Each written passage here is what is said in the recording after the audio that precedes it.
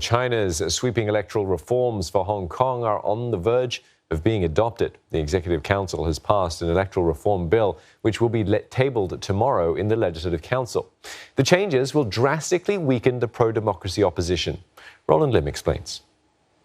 The electoral reform amendments will be introduced to the Legislative Council on Wednesday, and it will have the impact of restricting the number of directly elected seats in the legislature. It will also be introducing a vetting committee that will vet political candidates, and also more powers will be given to the election committee, that's the Electoral College, that selects and votes for the chief executive.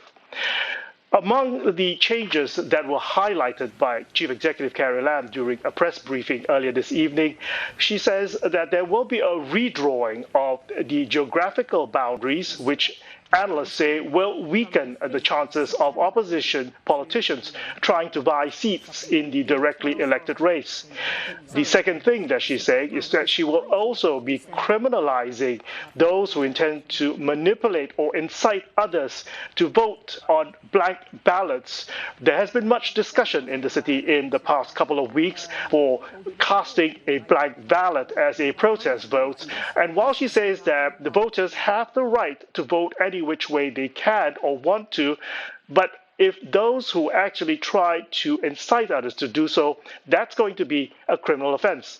The other changes we've already headlined much earlier on, which includes the expansion of the election committee from its current 1,200 membership to 1,500. This new component includes members from the mainland organizations as well as think tanks. The other big change, of course, is the expansion of the Legislative Council itself from the current 70 seats to 90 seats.